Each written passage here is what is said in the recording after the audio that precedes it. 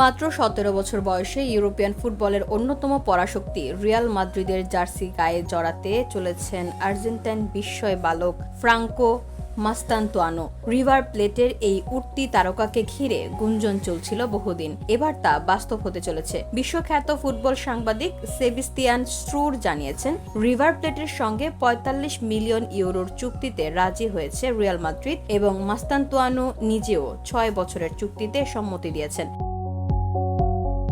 চুক্তি অনুযায়ী তিনি ২০৩১ সাল পর্যন্ত থাকবেন সান্তিয়াগো বার্নাবোতে। প্রথমে ধারণা করা হয়েছিল মাস্তানতুয়ানো রিভার প্লেটের হয়ে ফিফা ক্লাব বিশ্বকাপে খেলে তবেই রিয়ালে যোগ দেবেন, কিন্তু এখন জানা গেছে এই অ্যাটাকিং মিডফিল্ডার রিভার ছাড়ছেন তাৎক্ষণিকভাবে এবং রিয়াল মাদ্রিদের মূল দলে সরাসরি যোগ দিচ্ছেন তিনি। মাদ্রিদের নতুন কোচ জাবি আলোনসোর অধীনে আগামী সপ্তাহেই শুরু করবেন অনুশীলন। এরপর যুক্তরাষ্ট্র শুরু হতে যাওয়া ক্লাব বিশ্বকাপে লস ব্লাঙ্কোস এর হয়ে মাঠে দেখা যেতে পারে তাকে। সাধারণত ১৮ বছর হওয়ার আগে ইউরোপিয়ান ক্লাবগুলো বাইরের তরুণ খেলোয়াড়দের সাইন করতে পারে না, তবে মাস্তানতুয়ানোর ইতালিয়ান পাসপোর্ট থাকায় রিয়াল মাদ্রিদ তাকে এখনই রেজিস্টার করতে পারছে, ফলে বয়সের বাধা হয়ে দাঁড়ায়নি এই চুক্তির ক্ষেত্রে। বসুন্ধরা, উত্তরা, বনশ্রী, কুড়িল ও বাড্ডা সহ রাজধানীর বিভিন্ন স্থানে অভিজাত ও অত্যাধুনিক মানের ফ্ল্যাট কেনার এক নির্ভরযোগ্য প্রতিষ্ঠান প্লেজেন্ট প্রপার্টিজ লিমিটেড। তাই আপনার স্বপ্নের আবাসনের জন্য আজই যোগাযোগ করুন। Pleasant properties limited, where destiny matches eventually.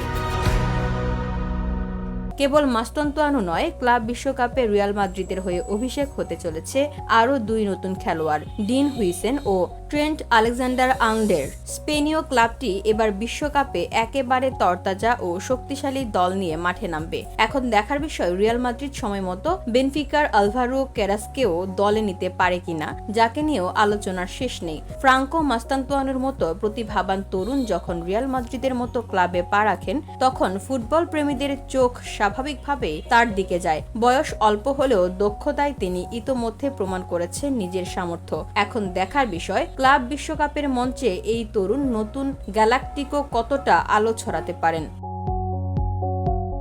VOD Bangla news desk.